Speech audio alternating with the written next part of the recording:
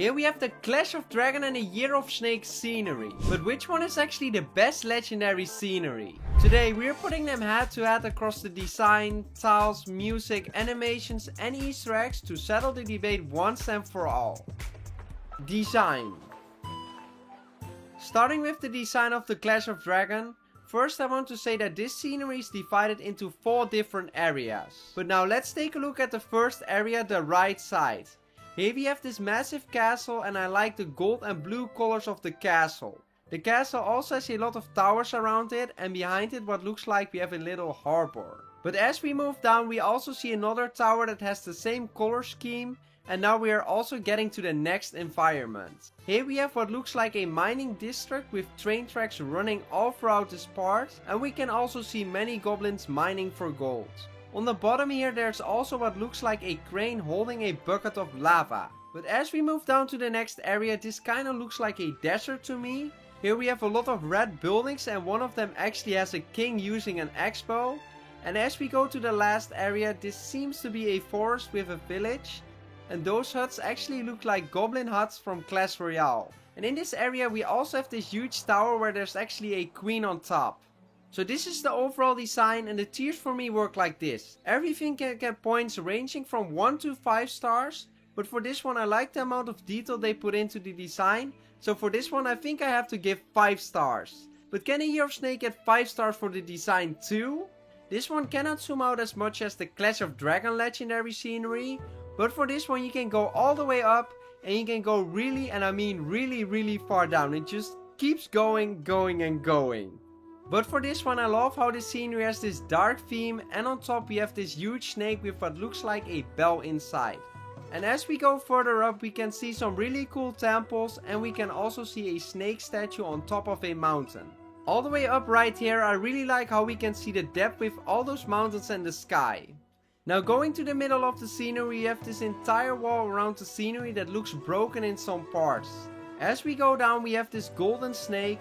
And as we go even further down we can see water with mountains and some buildings. We also have this water area where we can actually see the moon reflecting from the top of the scenery in the water. This scenery definitely gets 5 stars as well because I really like the design. So this means they both have 5 points now. Tiles. Now we are moving on to the tiles. However this category can get a maximum of 3 points. Because for me it's not that big as a deal as the design. Anyways, these dark green tiles are okay, but I think there are better custom tiles. So I'm giving it 2 stars, but it's still not bad. For the Year of Snake scenery I think the tiles are really creative. I love how they made them purple and white, and around the tiles we also have a wall. So this one gets 3 stars. Which means right now the Year of Snake is 1 star ahead of the Clash of Dragons. Music.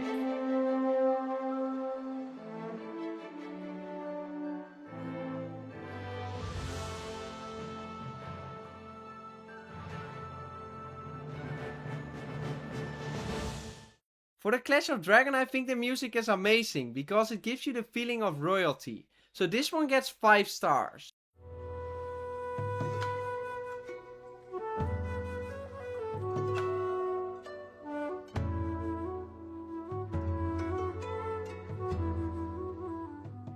For the Year of Snake I think the music is calm and for some reason it really gives me Kung Fu Panda vibes. So this one gets 5 stars as well.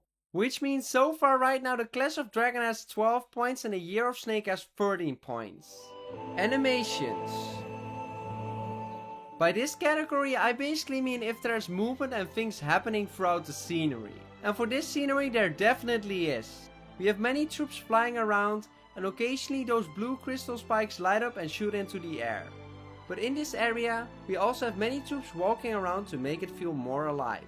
So this one also gets 5 stars because there's just so much happening I can't deny. Now we are moving to the Year of Snake. Throughout the scenery we can see many troops which is cool and also many lanterns that are flying in the air. Furthermore we can see snakes going through the scenery like at the top, in the middle and at the bottom in the water. And lastly we can see fireworks in the scenery. But compared to the Clash of Dragon, in my opinion there's more going on, so unfortunately for the Year of Snake in this category I have to give 4 stars. So this means they both have 17 points, which means the last category is the most crucial one. Easter eggs.